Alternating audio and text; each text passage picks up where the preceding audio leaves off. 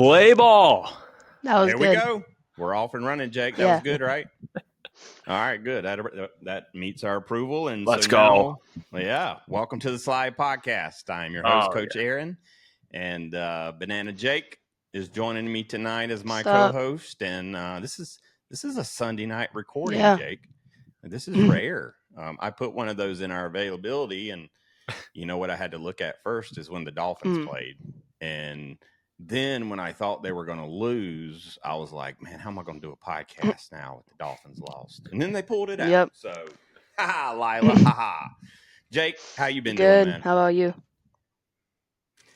Hey, man, just trucking along, and I'm doing good, actually. I'm doing really good. I did hear something yesterday, and I want to share this with our listeners and our viewers is I got a message from a really close friend of the show, and they got asked to leave their travel ball program based solely on the dad asking when they were going to get jerseys in. I mean, like I saw the incomplete text exchange, and this owner of this travel ball program, and I'm not going to say any names, and I'm not even going to say where in the country it happened, but like because the dad. And now keep in mind, they started their season this weekend and they still didn't have their jerseys. So dad just asked owner of organization, hey, we spent a lot of money on jerseys. Can I just ask when we're going to get those in? The immediate reaction from the owner was, you know what? I think you and your son may need to go play somewhere else. Now, here's another caveat. His son was supposed to be on the mound for the very first game yesterday. So before that even happened, they were essentially kicked out of the program because that happened. So they were blew my mind, man. They were kicked out at the tournament? No, beforehand. And then they sent a message out to the rest of the organization saying that essentially chain of command wasn't followed. And you know what? That frustrates me. Does that frustrate you? Yeah. Yeah. I mean, and that's the one of the dangers that I see in just travel ball. Like there's no one there to regulate what's going on. And even though someone and a child, all right, now take the adult mess out of the way. But now dad has to go tell son as he's getting up, getting ready, getting mentally prepared for being on the mound. He has to go tell him that, hey, dude, you're not taking the mound today and we're no longer a part of this team. Like that's, man, it's hard. It's hard to hear. Yeah. So anyway, so my message is out there for anyone. Like if you're running an organization or if you're a parent of an organization, you're in the people business. And at the end of the day, there's a kid. After all the dialogues happen, there is a kid standing there with being kicked off of a team for no reason. And like, think about how you interact with your families. This is a part of your organization. Just think about the kind of message and what you want to teach to your kids. Like that's a part of development as well. Like just that interaction. Oh, well, whatever. All right, dude, I got like one more thing I want to bring up, and it's not like a Debbie Downer, so I apologize for that one. But Paul Skeens, this dude might get inside the batter's box. You think he's the next Shohei? I want to say the next Shohei, but I don't think he can hit as good, but he could hit decently. Did you see his stats when he actually was a hitter? He was when he was with who was he with? The Air Force. Mm-hmm. He dude from 21 to 22 for the Air Force, he hit 367, 125 hits, 24 home runs, and 81 RBIs. That's, hey, you know what? I mean, this dude is valuable on the mound. Like I'd hate for something happening. If he goes back to catcher, that would be cool. So he was actually a catcher before he was a dominant pitcher? I didn't know that. Okay. Well, I think he is. Well, who knows? He might. Who knows? But like, I think it's a common thing, man. You know what? If you can pitch and you can swing a bat, you might get the possibility of stepping in the box. So, I mean, that's pretty cool though, because you're a pitcher and you also hit some dingers. Yeah. So, I mean, like 30 something, I think, to count today. I don't even know the number, but I think it's like high 20s, right? Yeah, it's like 25. Yeah. more than I ever get. So, all right, well, let's get to our guest, man, because this is a very exciting guest for our show, and we welcome in from Little Falls, New Jersey, Billy Pinkney. How you doing, Let's sir? go. No, I'm doing great. Thank you for having me. It's awesome to be here on the show. I've been following you guys for a while now and doing a great job. So it's a pleasure to Thank be you. on here. Thank you very much, man. Well, look, man, there is so much to talk about. You have lived and seen baseball and throughout the globe. So, start with just telling our listeners, if they're not familiar with you, Billy the Bat Boy. If they're not familiar with you, tell us who you are. Sure. Yeah. So as you mentioned, I'm from a small town in New Jersey, and the name Billy the Bat Boy is exactly how I got my start. I was just a regular kid who loved baseball and loved the game. And in order to find a way to get closer to it, we had a minor league independent baseball team 10 minutes from where I lived in the same town, just the other side of that town. Mm-hmm. And the perfect way to get involved would be to become a bat boy and see what ways can I get involved? What ways can I continue to learn the game at a young age? And I was Mm-hmm. 11 years old at the time, and they happened to need some bat boys for the 2013 season. And I was plugged right into that rotation. And it was the best decision I made, just to be around professional players and learn the game from guys who have played at some of the highest levels in our game. Yeah. And I did that for a couple years. And then I thought, you know what? I really like this opportunity. I like the environment. How else can I grow within this game? What can I Yeah. do to create a career path in this game of baseball? So I figured, you know what? I have the access to the players. I'm in the clubhouse and the dugout with them. Let's try to interview them. Let's drop some questions. And before or after batting practice, I'll go and talk to them and record it on my phone at the time. Yeah. And it was just a great opportunity. And I just tried to continue to improve that skill set and learn how to edit them, because if I did the interview, I'd have to find a way to put it together with other ones and put it somewhere. So I created the Mm-hmm. YouTube channel, the social media pages, and everything. And it just evolved and it grew and just took a lot of consistent effort. And ultimately, I was with the New Jersey Jackals for a decade, and I left a couple years ago. But we won a championship. I did a lot of media work with them ultimately when they got a video board for the stadium. They needed Mm-hmm. somebody to do it, so I was there already and just Right. took advantage of that opportunity. And yeah, so that's really how I got my start. Just fortunate to have a minor league team in the area looking for people to contribute, Yeah. and that was really the way it got all started. And I ended up going to college on that campus. There was a college right there, and it was a great time at Montclair State and playing club ball there and just having fun, enjoying my last few years of playing baseball.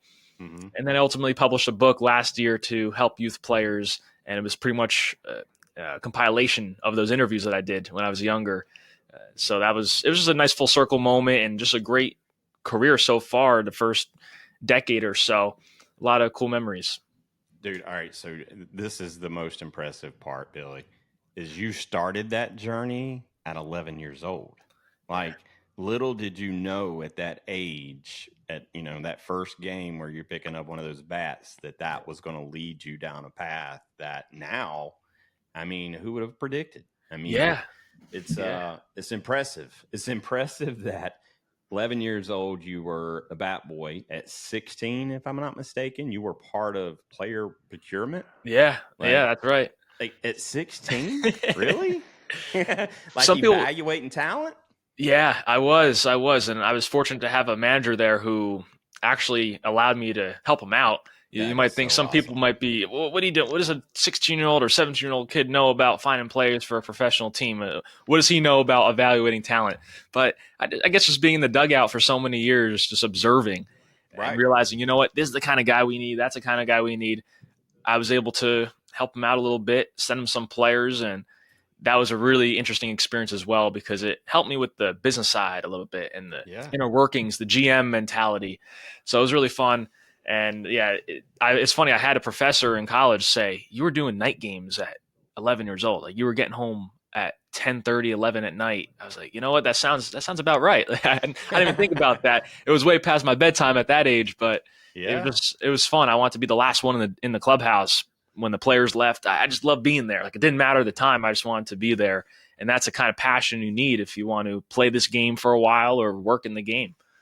I mean, honestly, that's a message for everyone out there, Yeah. though. You know what? If you want something, you pursue it, and like don't let anybody stop you. And Right. that's for everyone out there. Jake, you're 12. Like, we already missed the cutoff for you, but if you're 12 right now, you could be doing something today that could change the future of your life. And such a great point around, like, whatever you're doing, invest time, energy, and be passionate about it. Don't just take a job and just do the minimum. Like, No, commit to it. So, all right, Jake, absolutely. take it over because I'm talking too much. So I saw that you've interviewed a lot of players and you're talking about it. What's your favorite interview that you've ever done? Damn, you took my Wow. question. Yeah, it's so many great people I've had the opportunity to meet in interviews, and I always go back to Nick Swisher as being my favorite. And I actually posted a clip of one of my interviews with him today, and he's just a great guy, just the energy. And it's funny because I talked to him back when he was about to retire. He was with the Yankees in AAA, and he was finishing up his career. Had a great experience with him there, just going back and forth, asking him a few questions. And then quite a few years later, had to be about maybe 7 years later, he's now involved with the Baseball United League in Dubai.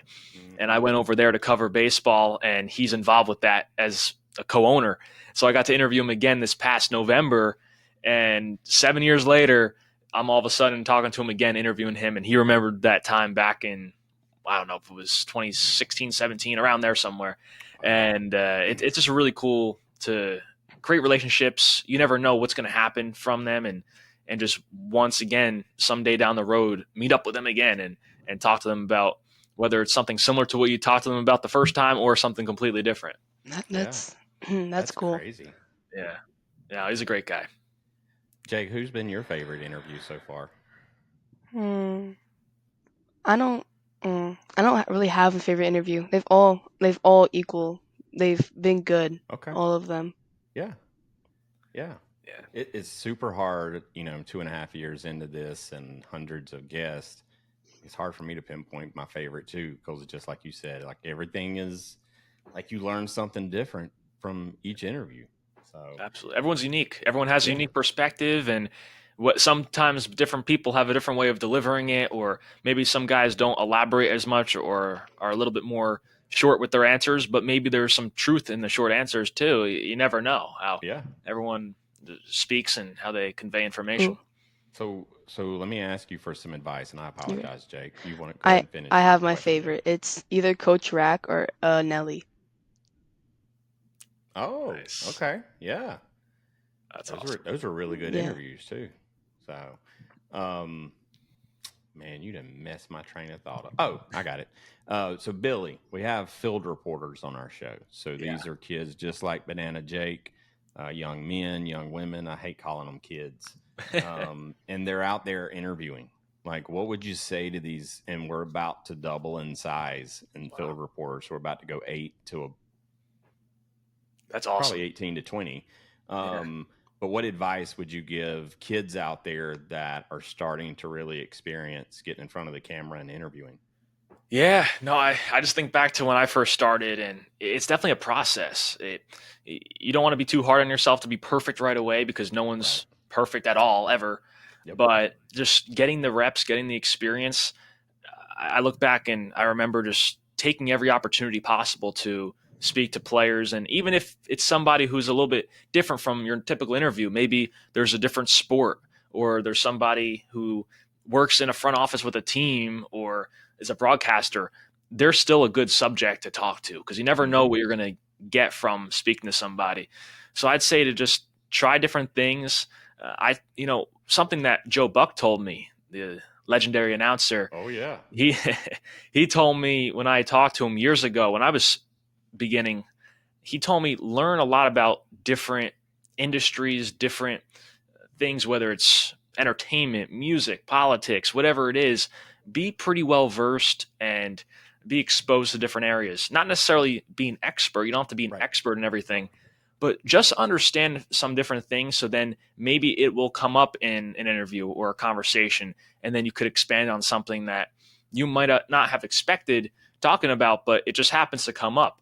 So Oh I'd yeah. say just be aware of different things happening in the world around you, and do research. It takes a lot of time to prepare for different interviews sometimes, but the more you prepare and the more work you put in, you're going to fail. There are going to be times where it's challenging, but then you learn from that and you try to apply it to the next time you go out there and talk to people or create content, whatever it is. So there's a lot of trial and error, and I highly recommend just trying a lot of different things, different styles, Mm-hmm. what feels best for you, and don't try to imitate anybody else. You know, a lot of times you watch somebody on TV your whole life, or there's different personalities, and you think, "Oh, I want to be like them."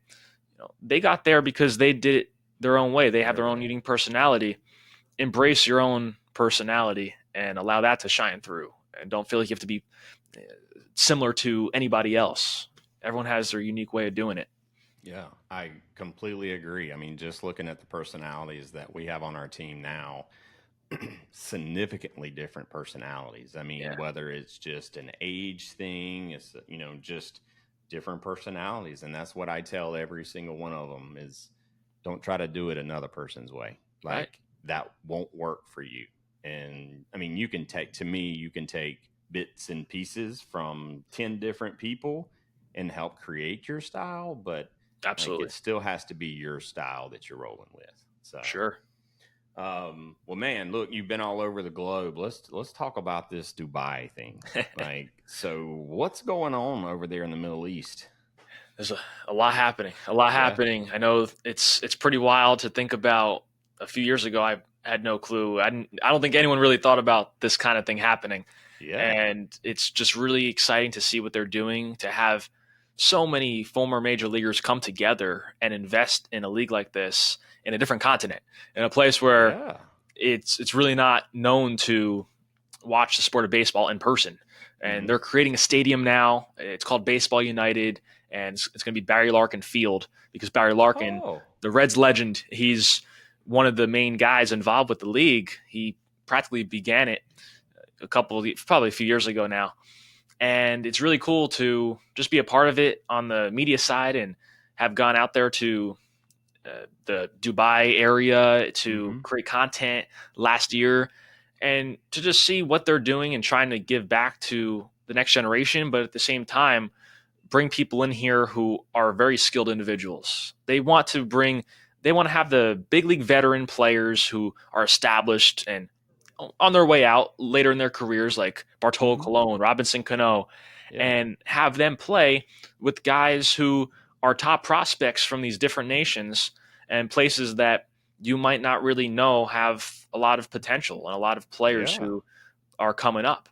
So you have players from Uganda and Pakistan, and all these different yeah. places, and it's really cool to see. India have quite a few players, and it was really cool just to see them in person and training hard, and to see what kind of showcase they were able to put on. Mm-hmm. And I know they're looking to do a lot more in the future. 2025 is going to be a big year for them. They're going Yeah. to have another event in February, and then next November they're looking to do a regular season for the winter ball, about Okay. probably a month long. So I'm really looking forward That's to it. We'll good. see what happens next, but it was So there's some definitely something talent over interesting. there, huh? Oh yeah, yeah. There's some talent, and they have a Dubai Little League over there. They have kids who love baseball, and I was actually surprised with the amount of baseball fans that they had. They had a decent amount of fans. They had the games at a cricket stadium last Okay. year, so that was really interesting because they had to completely transform the field from a cricket pitch to a Mm-hmm. baseball field.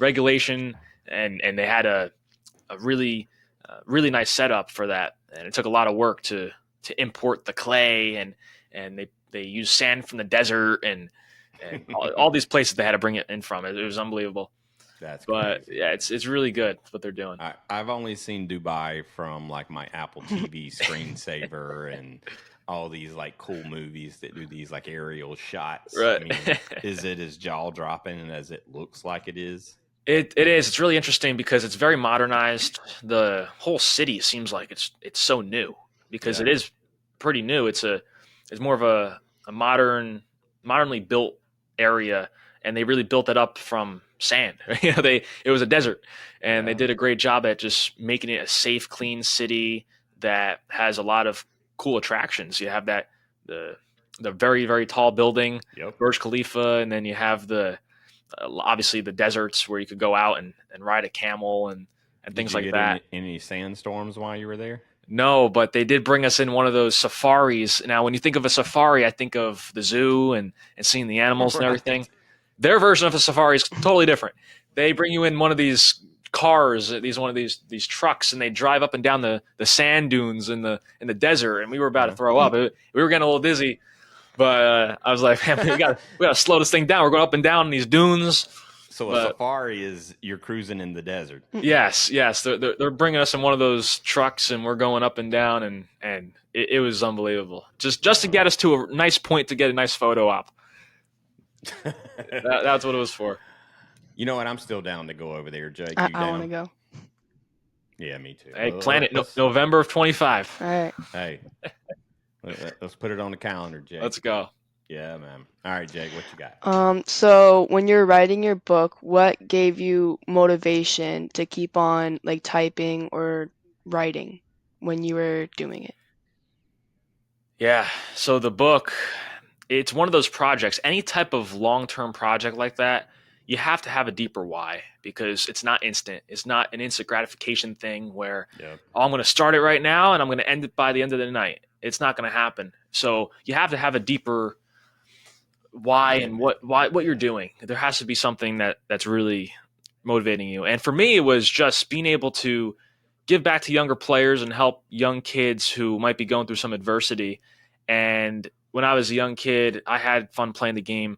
Once I got to high school, didn't have as much fun playing the game. Dealt with a lot of situations that it was just, you know, things where you're dealing with people and coaches who don't have your best interest in mind. I'm sure you see that with travel ball Yeah. a lot, and you know how that is, how that can get. So I had the professional players tell me one thing and give me advice, and then I had other people, coaches, and whether it's teammates or players, tell me a whole different thing. And I wanted to listen to the players who played professionally, who I worked with, because they obviously are there for a reason, and they're That's right. they're helping me improve my game in a positive way. So I definitely gained some inspiration from those experiences. But then I figured as I moved on to college and I had a lot of fun playing club ball there that, I have so many interviews. I've done a lot of these with questions that pertain to how to navigate these situations. Why not put it in a book and I'll add some more interviews. I'll do some more throughout this off season and then I'll get it ready to go in the summer. So that's what I did. I just continued to bang out interviews and grab some different topics that I felt were more applicable to the topics and spoke to some great people and professionals who had wonderful things to say. And that's ultimately what it was. It took a long time, about 10 months. Some books take longer than that, but it felt like a project that made a whole lot of sense for me to pursue. And that's what keeps you going. If you know the deeper meaning behind it, it helps out a whole lot. Yeah. I mean, writing a book isn't easy. No, it's not. But what did help though is that a lot of the information in it wasn't from me myself because I was asking a lot of players for the responses, the answers to the questions. So we actually have it right here. But Yeah, with passion the prevails. passion prevails, and a lot of these are responses from the players, but I did put my own thoughts in there too. That's a great Yeah. idea, man. That's a really good Because idea. look, what passion it prevails. Passion prevails because no matter what you're going through, the highs, the lows, if you have a passion for something, no one's going to be able to take that away from you.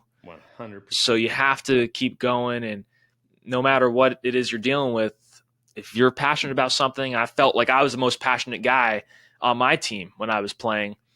That'll help you pursue a career and have long-term success because we're playing the long game. We want to be in this for a long time, even if it's not as a player, because everyone's got to retire, right? Everyone's got to stop playing at some point. If we have passion for it, we're still going to find a way to be involved with the game and be able to contribute. This is totally off topic, Billy, and I am known to do this. But you know what? Tom Brady is announcing today for the first time ever. Yeah. And, his passion for the game kept him in the game. So Yeah. Dude, Billy, it's hard to understand that I'm still sitting here talking to a 22-year-old. Like you're wise beyond your years, man, which is a great Thank you. thing. No, I So appreciate it. so Thank you. like now for our listeners out there, hopefully we're gonna send a lot of people to go check out this book. So tell us a little bit about the book and what we should expect. And who is it meant for? Sure. Yeah. So it's definitely meant for the player who's maybe 12 to high school age range. And there's obviously adults and college kids and people throughout their whole life who can benefit from the lessons in there. Hmm. And we have players, if you go right into the contents right here, we have quite a few players who you might know of. Guys like Eric Kratz, who is on foul territory, has his new show now. Former Yep. big leaguer, played for a while. The Mets hitting coach, actually, Jeremy Barnes. He also works with Eric Chavez, former big leaguer. He and I worked together with the Jackals in independent baseball years ago during my Oh first couple of wow. years, and now he's with the Mets. So he gave his thoughts. A lot of guys I work with, and then you have a lot of former Yankees, guys like David Cohn, who threw some advice in there, and other players who have been around for a long time. And it's really just you could pick up any page, open it up. You don't have to read the whole thing in one shot, but you have different bits of info that might be able to stick with you if you're just heading to the ballpark or you're heading to the field and you want some inspiration, some motivation to not give up, to not give in to the pressures that you might be faced with, whether it's from your parents, whether it's from different coaches or people, or pressure you're creating for yourself. Because I know we could Yep. be very hard on ourselves as well. Hmm. So it's definitely something that I just want to be pretty a nice read, a simple read, but we're able to take some bites out of it and really think about it as you prepare to play or prepare for your next season. Yeah. Well, I know I'm gonna have to order, an autographed copy from you. Definitely. But that's how I learn the best in nuggets like that. Yes. Like I can, and silly as this may sound, Jake, don't laugh at me, but I can be scrolling through and one of these motivational pages has put something out there, and I read every one of those, and some of those are like, you know what? I've never looked at it that way. And like I can learn so much from just little bits and pieces like that.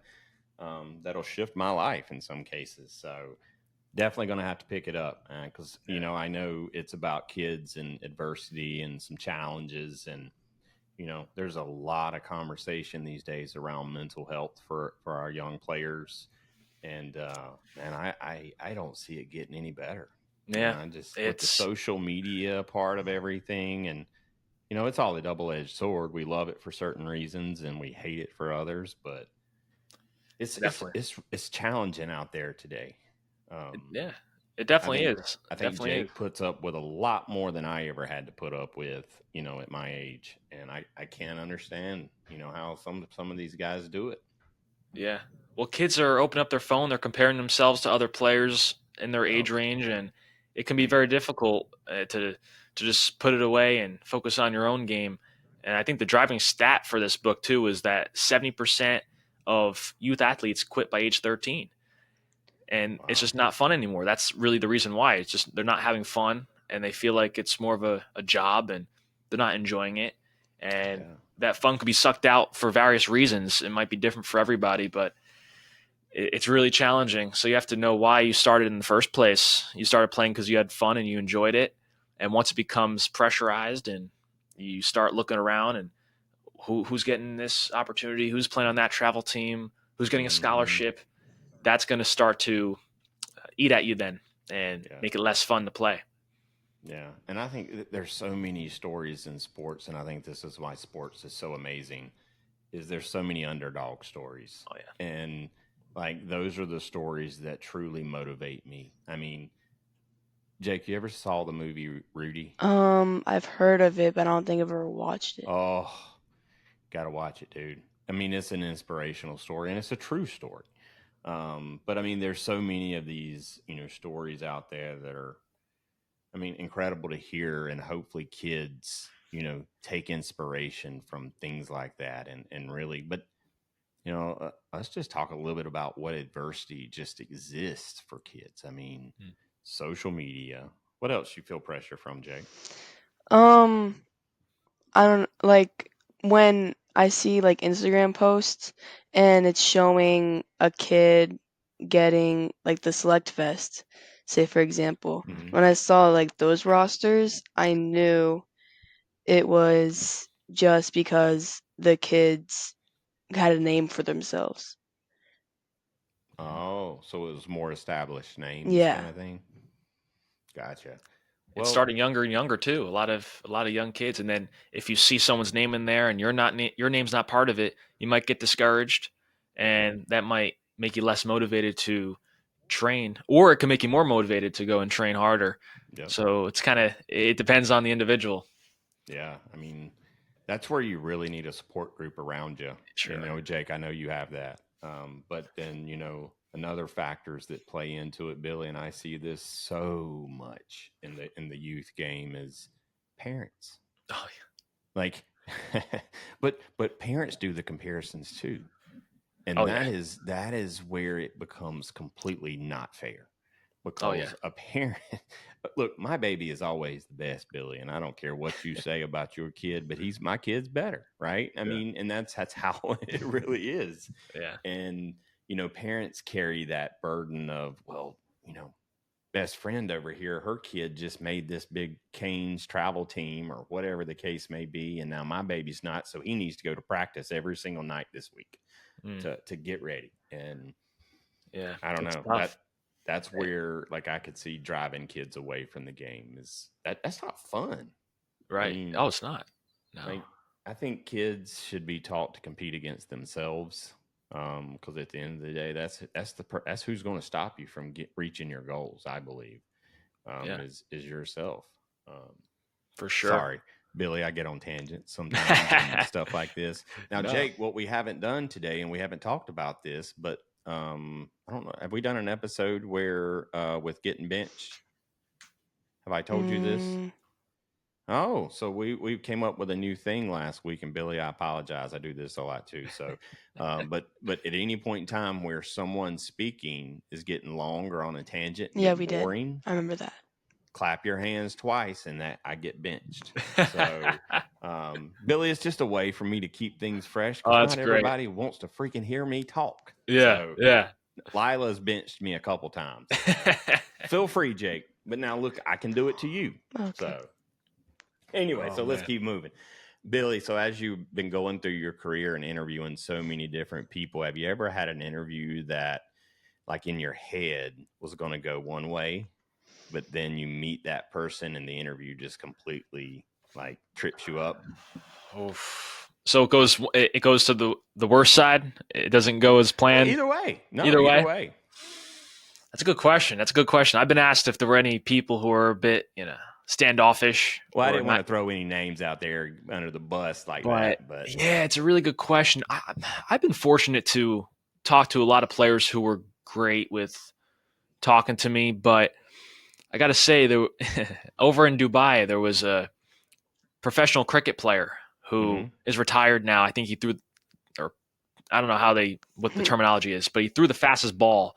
He pitched or bowled. I think it's called Yeah, bowl. bold. That's it. Bold. Yeah, they bowled and he was there, and he had his whole entourage around him, and I was like, oh boy, like I got to interview this guy.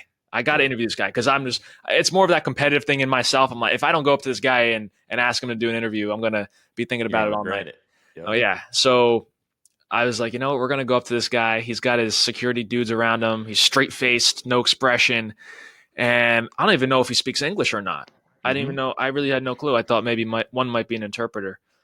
And I go up to him. I said, "Hey, can I ask you a couple questions?" He looked over to one of his handlers, and he looked at me, and they were like, "Okay." So we go over by the foul line in front of the dugout, and I started asking him a question, and then he was answering perfectly normal.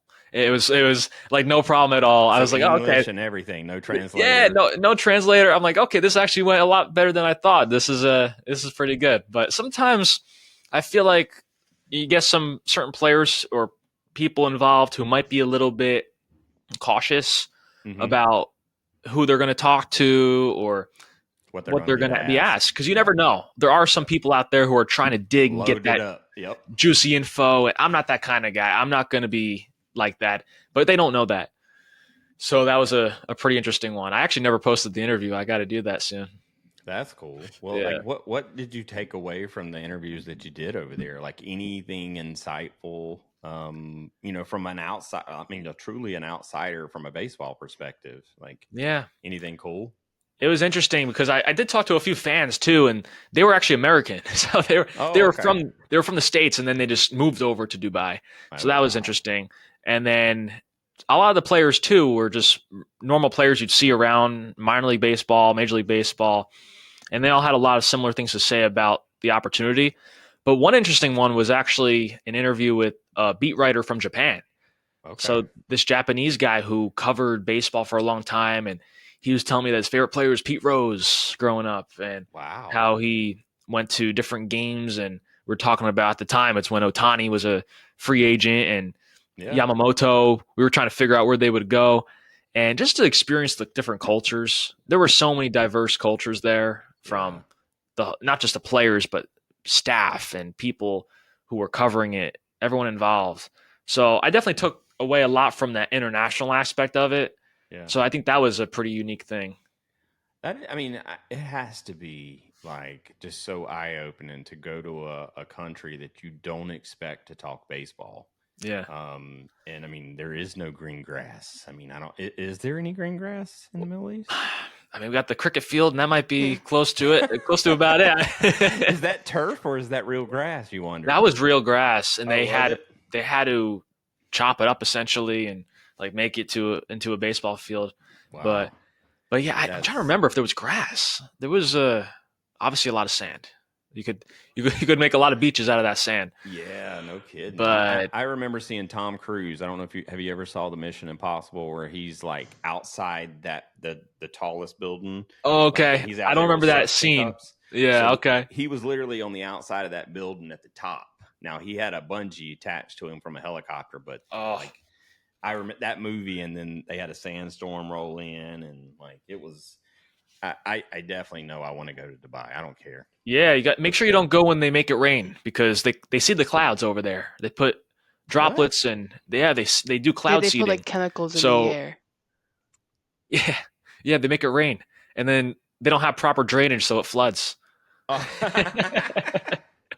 Oh, I think it was a week before I went there. It was a decent little flood, and then probably more recently, way after I left, there was an actual legit flood All throughout the right. whole city. Let's just think about what it's like to be a meteorologist now in Dubai.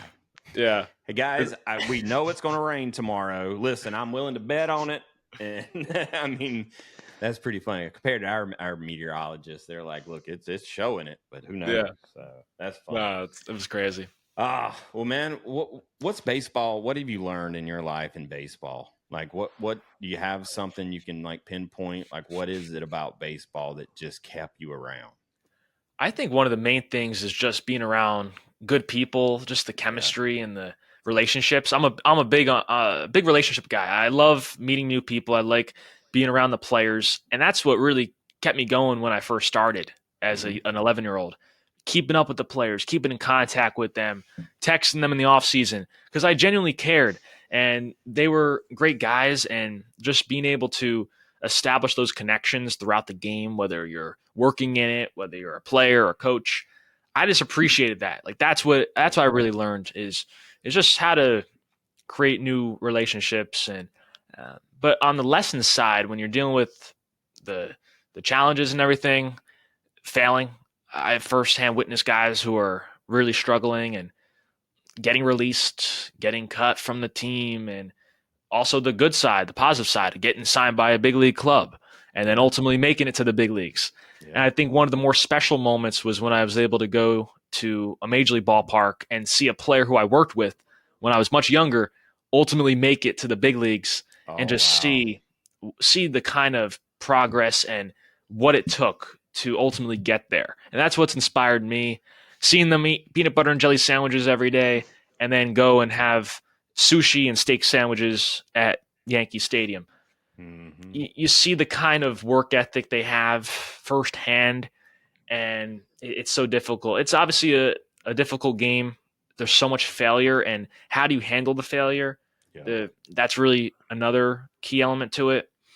because it's so difficult when you're a player and you're losing games or your ERA is skyrocketing. How do you keep going? How do you show up the next day with a positive mentality? It could be tough. It could be really Yeah. difficult sometimes. Well, that's what we try to tell kids here on the show is like, if you don't learn to love it at such an early age, like just love going to the park. Hmm. Love, whatever the drills are, you just love it. Like if you don't Hmm. learn to love that stuff early, when the game really does get hard, you won't find it fun anymore. Right. You can't just love the punch out or the home run you hit, Of right on the course. bases. You have to be able to enjoy the process of it Yep. because that'll help you work hard. The passion you have will help you work harder when things get tough. Yep. And no matter what career you're in, whatever industry or profession, you will experience those kinds of moments, the highs and then the You sure lows. will. But if you have that passion and you truly love it, it'll be much more smooth sailing, even though those situations might flux. I feel like if you have the passion, you can always still see what the future could be. Right. Like you're still looking at the positive side of things. When you're ready to check out, all you're thinking is negative, and that's when your confidence is gone. Right. Like you've got to constantly be looking at, all right, what's the long game here? All right, I didn't make this team, or I struck out 4 times in this game, but what's the long game? Right. Next at bat, next game. I mean, It might feel like the whole world's crashing down in the moment, but you just look beyond that a little bit and realize, you know what, it's really not as big of a deal as I'm making it out to be, or a big of a deal as my parents are making it out to be, or a yeah, coach, or whoever it is who might look at it as something like it's life or death, because you don't want to look at this as life or death either. That could yeah. be very dangerous. Oh, no doubt. Well, I mean, I remember last season I was coaching a flag football team, and we got handed to us. We got beat Yeah. pretty convincingly. And I'm looking at the kids at the end of the game, and this is a Saturday morning, 11 o'clock ish, beautiful day outside, and these kids are all like got their faces down, and I'm like, guys, look at this weather. Like, look, it is 11 o'clock on a Saturday. What are you guys doing the rest of the day? Like, you got get out of the moment. Look, we lost. Yep, we did. We're gonna get better. We're gonna practice. We're gonna work hard. But no, let's go talk about whatever else is out there. And just getting these kids to have a quick memory or Yeah. a fast memory, I guess it is. I don't know if that's the right term, but Yeah. just forget it. Move on. Let it Memory of a go. goldfish. Yeah, there you go. I heard that the other day. Yeah. Someone used that one. Jake, what you got, bud? So since you were 11 years old and you were in the clubhouse with all those players, what player did you look up to the most when you were in like college and stuff? Wow. Yeah, I feel like each year is another person who I was looking up to, and it's really cool to look back on. But yeah, every year it changes because as you get older, there might be other people you gravitate towards. It might make more sense at this age because there's a player who has a similar, maybe it's body type to you, and you could learn from their mechanics or whatever it is. So I ultimately had a pitching coach who played for the team I work for, Isaac Pavlik, and he was a pitcher, not a very tall guy, and I'm not super tall either. So that was a nice little fit. So he helped me out in the off season, prepare for the upcoming year, and from the pitching side. And you find moments like that to talk to players and try to pick their brain a little bit. You can't be afraid to ask them some questions about technique, and they're usually really willing to talk to you about it and help you out because it's something that they remember asking other people as well, and Right. they love giving back. So that's definitely interesting because it evolves. You have players who I remember my first year, there were some guys who I'd be sitting on the couch and then I'm looking up to these guys and it's cool to see them interacting with me, but then they retire and they stop playing. And that was actually kind of sad. The first year when some players retired and they stop playing, it's kind of tough, but you find other players who can serve as inspirations and role models and I had 25 of them every year, so that was really cool. Yeah, Yeah. like seeing those So, players at such a go. young age, I feel like is just a cool feeling. Yeah. Yeah. And it wasn't like I was in the Yankees clubhouse or with the guys who are big league all stars every year, but it felt like that to me. It felt like I was with guys who were the best of the best. And there were a lot of guys who were, you look at the percentage breakdowns, they were some of the better players that you'd have in this Mm. country, even though it's professional baseball. It's Yeah, tough to do. it is. I mean, like people don't realize like the odds to getting to the MLB because there's so many stops along the way. Yeah. I mean, very few. I don't remember. I mean, Bryce Harper didn't spend too many time. I don't think he spent too much time in the minors, but Right. like it's hard. You know, Yeah. some players propel like they're boost shot out of the cannon out of high school, and then they live the rest of their life in Double A. I mean, Oh yeah. and I feel like that's the players that we really need to talk to. Like, Mm. let's learn about them and what they've dealt with. Yeah, and that's a really difficult mental transition for them. That's a very difficult thing because there have been players who were first round draft picks, studs out of high school, and just did not pan out. They just couldn't hit. Fantastic fielders, could not hit the ball. Yeah. And you have those so called busts that just didn't work out. And some of them understand where they're at and it is what it is. And some are miserable because they think they should be in the show. They kind of were let down for whatever reason, whatever happened. But it can be really difficult because there are some really talented players, but for most of them, especially in the minor leagues, you could pinpoint maybe one thing on each of them why they're here. What's the reason for it? Is it an attitude thing? Is it a struggle with their mechanics? Was it inconsistency? A lot of times it's inconsistency, and they're not being as consistent as they should be. And it's been interesting to break that down and really think about that throughout the years. You know, that's a good book to read right there, or to write for you and for read for me. But like just what it takes, what you've learned because you've seen it, Mm-hmm. like your entire life for the most part. Like what it takes, what is that special thing that you can put your hand on, your finger on, that like to make it to the big show, like what's needed, and Mm-hmm. like the personality. And because I mean, man, it's not easy. I mean, I know every kid wants to play in the MLB, but are you ready to go through what it takes? Yeah, And I think that's where the passion comes in, Billy, just it like you said. does. If you're passionate, you'll find a way, and you'll be more dedicated and motivated to figure that out, and it'll be easier to deal with the struggles. Yeah, yeah, because yeah, to me, Jake, struggles are just obstacles. Yeah. You just got to get through them. I mean, anyway, all right. So I got to ask. Let me ask Jake this. All right. So we've interviewed Billy for it's 48 minutes. The dude's from New Jersey. Want to take a gamble on what his favorite MLB team is? Ooh. Oh. I mean, I think I know. I saw what you did. I think I know. But what do you think, man? He was born in Jersey. What do you think? Wait, I forgot where Jersey's on the map. Wait.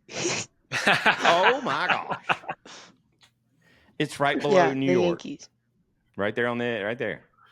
Yeah, yeah, big Yankee guy. We got some. He's the Yankees dude. We got some Yankees. We got the Red Sox. logo Red here. Sox.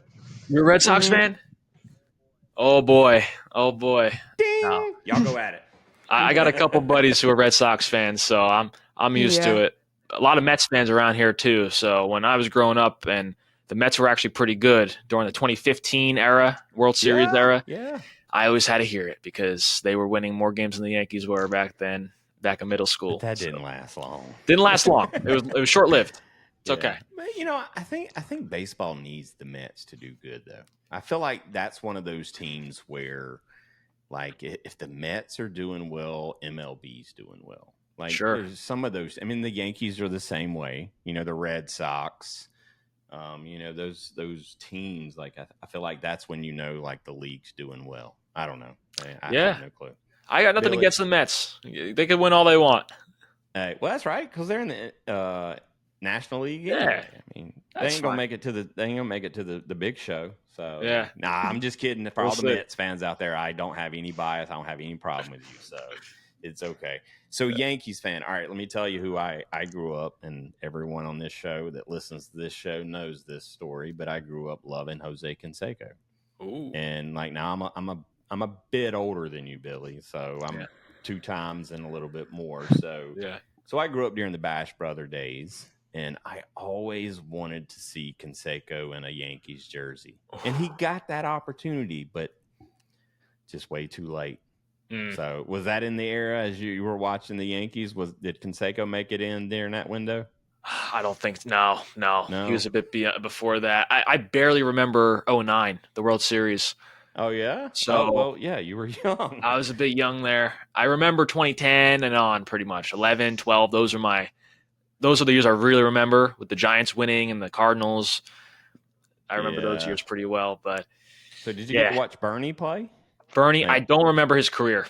no. No, he probably just retired before I really That, remember. that dude drove me crazy. Yeah, Like yeah, I wasn't ever pulling for the Yankees.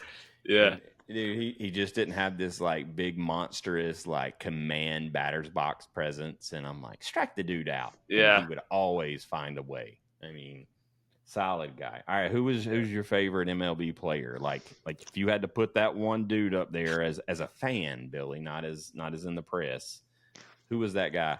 Oh boy, it's so hard because I back when I was growing up it was Jeter because everyone's favorite Of player is course. There Jeter. you go. Okay. But now I'd say right now the traditional answer is Judge, right? If you're a Yankee fan, but it's tough because, like I said, I've gotten to know some players, and one of the players who played for the Jackals is on the Reds right now. Fernando Cruz. He's a reliever, Oh, okay. and he pitched against the Mets the other day to start the game, and he pitched against the Yankees this year a couple times. So I have to say him. He's up there because I know him.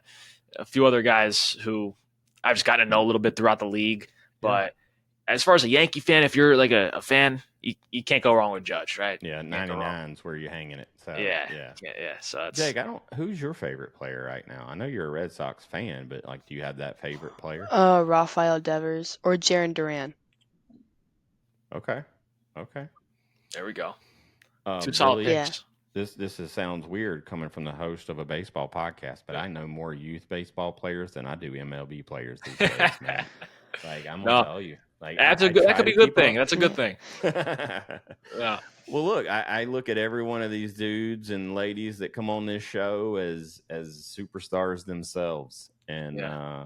that's how I try to treat it. Now, Jake was a superstar back in the day, but now he's slipping a little bit on my list. But Not I'm anymore. just kidding you, Jake. I'm just kidding. All right, man. Well, we're getting close to the end here, man. So, gotta ask you our last question, Jake. You want to ask it? I don't know how to set it up. All right, I got it. Okay. All right. You want to think about it, or you want I me to got go it. ahead and do it? All right. Go ahead. So it all depends on you. Games on the line, bottom of the ninth, and you have to walk it off in the Game 7 of the World Series. What's your walk-up song? Oh, Oh, walk-up song at that point. Oh he man, done put all the other situations on you there. that's tough. That's tough. Yeah, because it might be a little bit of a different vibe than a regular, you know, Thursday night at the ballpark in the summer, middle of the summer. Yeah. Different vibe. Different vibe. Oh boy, What you need to get you in there? I might have to go with something more. I might have to go with something more classic in that situation. Maybe some type of. Oh man, I'm gonna go with like something like Thunderstruck or Okay. something old school that's more more hard, more you could like really get going with it. Something you sink your teeth into. Yeah, yeah. In that situation. Now, if it was something during the regular season, maybe something more light, but maybe something pop based or something. But yeah, in that situation though, I got to go with something like rock or heavy metal or something. There we go. That's Yeah. that's what I grew up listening Yeah. to, Billy, so that's okay. I'm all about some AC/DC, and There we go. 80s rock's the best. Love it. That's what I say. So, Banana Jake, you got any final thoughts for Billy? Any final questions? No, sir. Just keep on doing what you're doing. Awesome. It's good. Thank you. You too. You Thank too. you. Keep going. I think your story is such a great inspiration for kids like this. And I think it's amazing that you've, wrote a book that's catered to kids like Jake. Right. And I think it's pretty amazing what you're doing. And I hope that's, sometimes in social media, you're like, why has this dude got so many followers? Like he's not positive. But like, I hope to see you continue to grow, man. Like, I think you've got such an amazing career ahead of you. And, So I don't even think I need to give you any words of encouragement because I think you got it, dude. I Thank think you you. got the Thank you. passion, and passion will prevail, Billy. Yes, sir. No, I really Awesome. appreciate it. Thank you for having me. Great Yeah. stuff. All right. So we're at the end of the show. We got one last thing for you because you got to close the show for us. So I'm going to take a second here and thank everyone for listening and make sure they're subscribing. By the way, go subscribe. And at the end of the show, we're going to finish it off. And Jake, you want to close it or you want You me can to do do it. it? Okay. So we're going to close it. I'm going to say until next time, Billy. And then you're going to say, we'll catch you on the slide. Sounds good. All right. Well, cool. Well, listen, for everyone out there listening, watching us, this was such an amazing interview to get ready for, to study up on, and as well as just to hear Billy talk. So, Billy, tell us how we can find you on social media. Yeah, you could check out the website, BillyTheBatBoy.com, YouTube, Billy the Bat Boy. Socials are all the same. Everything's Billy the Bat Boy. All right. And where can we buy your book? Go tell us where we can buy it. Yeah, it's only on Amazon. So Passion Amazon. Prevails on Amazon. Yes, sir. Dude, we've had 2 authors on the show in the last two episodes.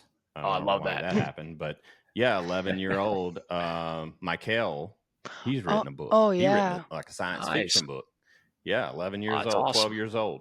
Let's go. That's awesome. I know it. That's man. great. That age, man. Hey, he's from the Bronx too, man. No way. So, yeah. Wow. So that's the beauty of the show, man, is we get to highlight some of these kids' skills, and for everyone out there listening, watching, again, thank you very much for hanging with us for such a long time. If you're new to us, make sure if you know a superstar standout, a great person, someone that's completely passionate about the game of baseball, or coming in the future, Jake, softball, send them our way. Like that's who we want to introduce to the world. So, and Jake, this past update on our listeners, we were over 10% in France, dude. Like France likes to slide. Yeah. So usually it's like Canada or England or Europe, but yeah, France coming out of nowhere listening. So anyway, we love you guys. Thank you very much, Jake. Thank you very much for taking time out of your Sunday. Billy, the same to you. But until next time, Billy, we'll catch you on the slide. Here we go.